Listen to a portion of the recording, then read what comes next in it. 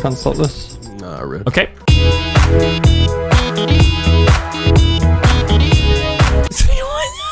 Heyo, heyo, internet, and do you smell that? Ah, Overwatch. You Naruto-looking son of a Jeff Kaplan. The only game that, not unlike the legendary anime itself, You are my friend. had a sequel which barely differed from the original and lasted far longer than it probably should have. Ah, wait. Before you throw me off that cliff for my daring heresy against your favorite game, I'd like to have a tiny bit of your time to explain it, because it's not as black and white as it initially may seem. So, now that I have your attention, what's Overwatch looking like today?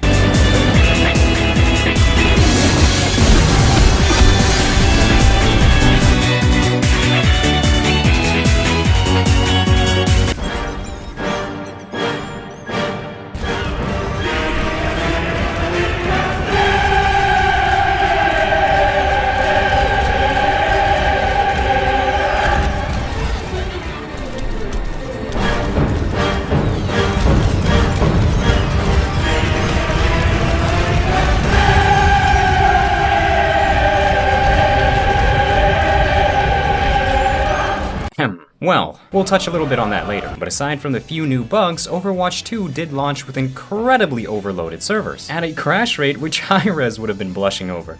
And the game's gone! Hi-Rez. It seems that the Blizzard hamster, with now a 2 smacked straight onto it, but no actual improvement aside from that, couldn't even handle the relaunch of an already existing game. And so the eager players who were rudely kicked from their favorite game and forced to wait for the 2 to be stapled on. You want the truth?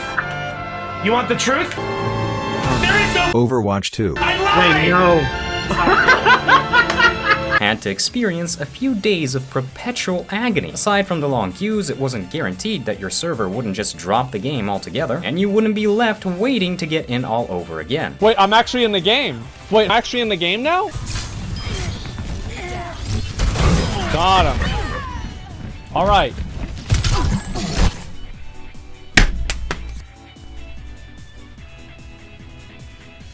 Wait a sec. It just put me back in queue. Bro, what the f?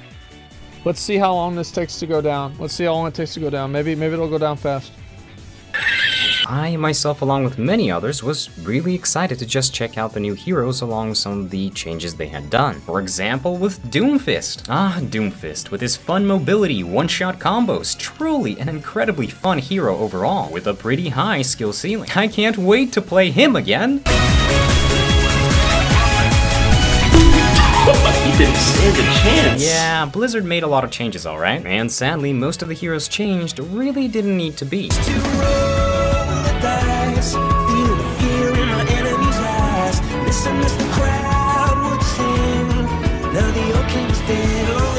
It's like they didn't understand what exactly made the game fun. What stood out about every single one of these heroes? Doomfist went from the Chad One Punch Man to the Charger from Left 4 Dead 2. Get it? Because of they also made the same game with a 2, and the guy kind of looks like him. Sort of similar playstyle. In short, they made a lot of heroes who used to be meta, like Genji for example, completely unviable compared to other stationary heroes, due to them nerfing Genji and never going back on it straight into the meta of Overwatch 2, where the meta was already difficult for Genji to begin with, which is sad to me because I even bought my favorite skin on him. But despite that, I'm sure a lot of the players have grown used to the drastic changes to some of their favorite heroes by now, and learned to play around it, with some of the changes being made actually being far better than in Overwatch 1, such as players retain up to 30% of their ultimate charge when switching to a different hero. All damage heroes now gain a 35% reload speed buff for 2.5 seconds whenever they eliminate an enemy player. It does not stack, but will refresh if additional eliminations are scored while active. All tanks now have a 30% knockback resistance and provide 50% less ultimate charge when damaged. All forms of extra heal from abilities are considered overhealth, green health bar instead of a secondary type of armor or shield health. Overhealth reduces ultimate charge gained by opponents by 50% when it's damaged. Armor health now reduces all damage by 30% instead of flatly reducing its points by 5. The last attack that fully depletes a hero's armor will have its damage reduced by the armor dynamically, with higher damage attacks being reduced less. And much, much more. Back in my day, we didn't have all these fancy new ultimate charge retention. But Overwatch 2 really was a controversial launch, since the company disabled Overwatch 1 and made it the only version. With a very enticing catch. You guessed it, free to play! You know, that feature that would have been useful back when Overwatch actually launched? Because looking at the player online stats, we can see it's actually less than in Overwatch 1. Not by a lot, mind you, but still less. You would think a free-to-play upgrade with balance changes and new heroes would attract more players, right? Well, it did, but then Blizzard made one of the worst decisions they've ever made for Overwatch in general. A pay-to-win mechanic. That's right, Overwatch 2 launched with a new battle pass. Never heard of before. Man, why do so many games go down this route? But this time Blizzard thought, no, the standard battle passes in games that offer purely cosmetic items are not enough. And so they brainstormed until they came up with an innovational idea. They would put their new champions behind a paywall. Why? Well, that's not fair. You could also grind them out by playing the battle pass to about level 55, but then discount it to 45. So, taking a lot of time before you can actually play the hero. One eternity later. Man, my first game? That's my first game of Raventric. Wow. They essentially turned their game into a hero shooter with MMORPG levels to grind, making the game quite a chore for free-to-play players. Now we're supposed to be flooding in to save the slowly but surely sinking project. And obviously not many people were excited about this change, as they immediately introduced power creep to the game with their newest as of writing this character, the embodiment of Goku himself, Raventric. One of the most powerful heroes in the game that has the survivability of 3 heroes in one. For you Paladins players out there, he's basically Azan when he first released. The guy's unstoppable.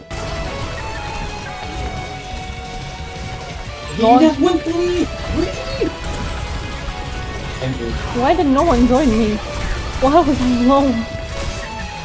Come on, come here. It's gonna be behind. Oh! Dude, I am actually... This Makoa guy, he's so good. I don't know what she was doing. Nice.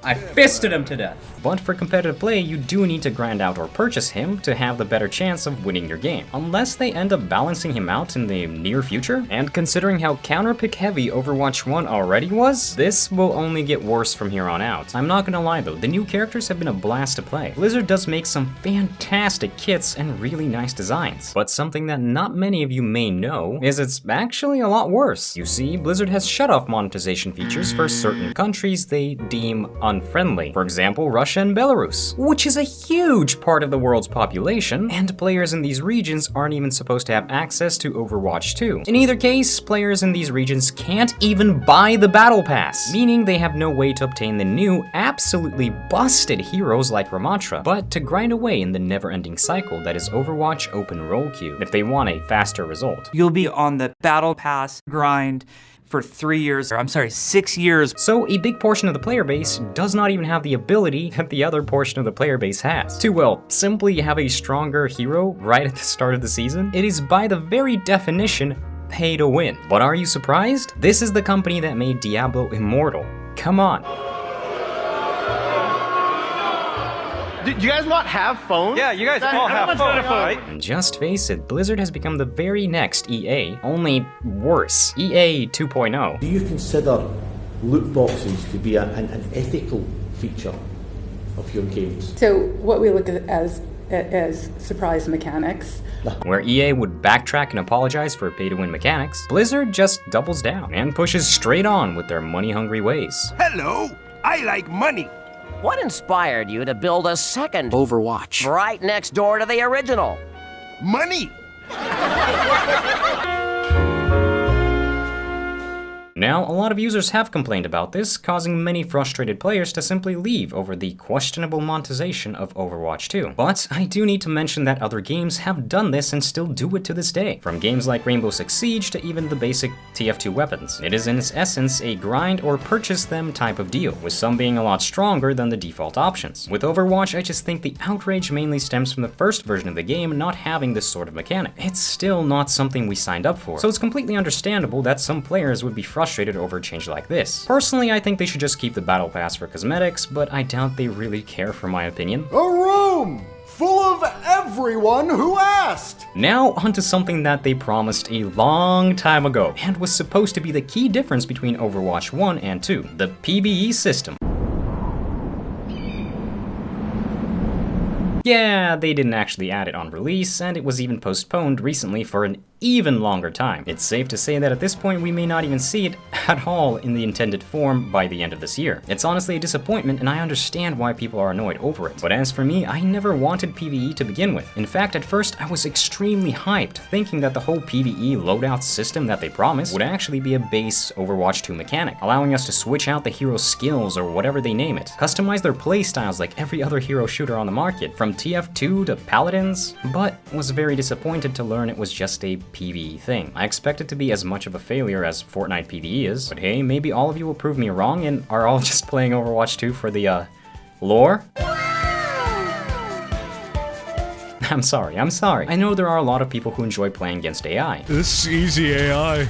This is easy! And I myself love the events for Halloween or Christmas or any other holiday that they have done, so if it's anything like that, it will be fun. Although I'm still holding out hope that it's something more like Man vs. Machine in TF2, with unique, rare rewards that are not pay to win, Blizzard! Such as unique skins or guns, you get the point. TF2 honestly did PvE the best, so there's still time for Blizzard to learn from them.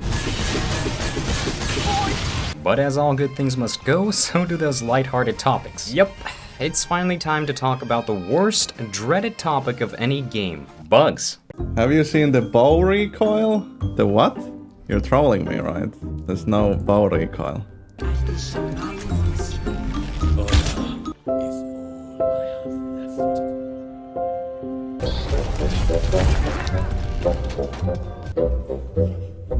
Dude, honestly, how can you say that this is the same game? Look at how different it is from Overwatch 1. Like, see? The movement has increased a lot, and there aren't like a lot of players that can keep up with how fast the game is right now. A lot of... I don't get it. What?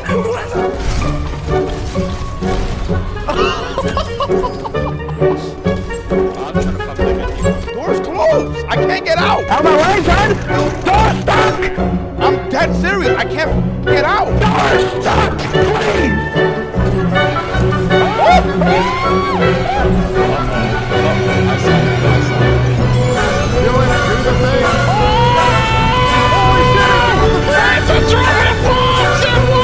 I have several questions. Yes, despite people's image of the polished Overwatch that has no bugs, it in fact did and still does. The new release with the extra number somehow undid a lot of the code as well, with old and new bugs popping up all over the place. Now, to be fair, I've personally had a far smoother experience with Overwatch compared to most other games. But it doesn't mean they are squeaky clean, and the game does still host a number of bugs that take away from the experience. Or if you're like me, just make it all that more hilarious altogether. It's definitely in a better state than it was at the start of the launch, and it's not like bugs are killing the game as some other projects on the market, but yes, they still do exist. There you go, I've said it. Are you happy? Are you not entertained?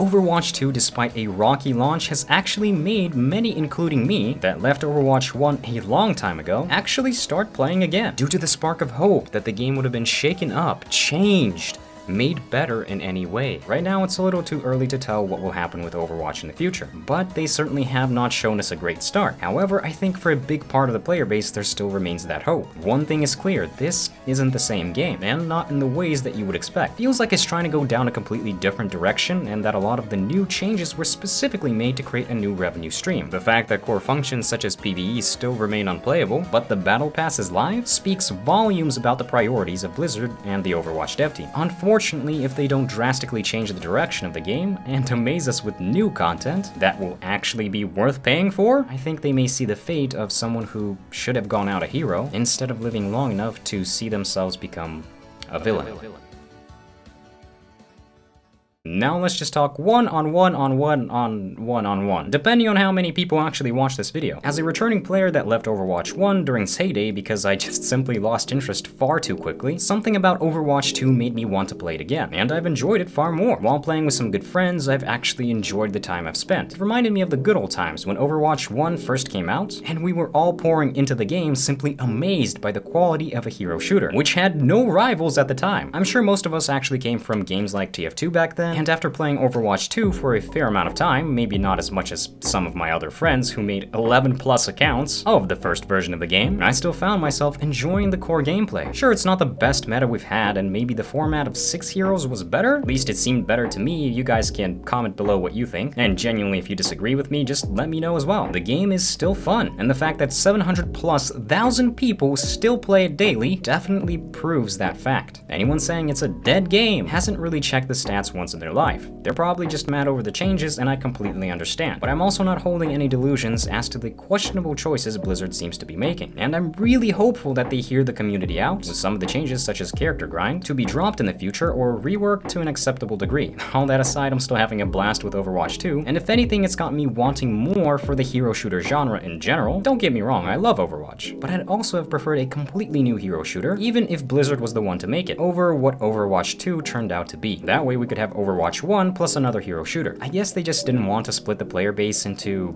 2 separate games, and that's why they shut down the first version. It makes sense, but it's still sad to see it go. Rest in peace, Overwatch 1. You will be missed. But we go on to a brighter future where OP heroes won't just be available to the sweaty tryhards and pay-to-win elites, but to everybody, the peasant class who plays the game for free. Maybe later I'll do a more in-depth video on Overwatch 2, see how it changed, improved, who knows. But I will be playing and following what Overwatch 2 does in the near future, and I'm actually enjoying the game a lot more than I expected to. For reasons I honestly could not explain. I still have those rose-tinted glasses. It's still that new sweet honeymoon period for me of just meeting that new game, you know?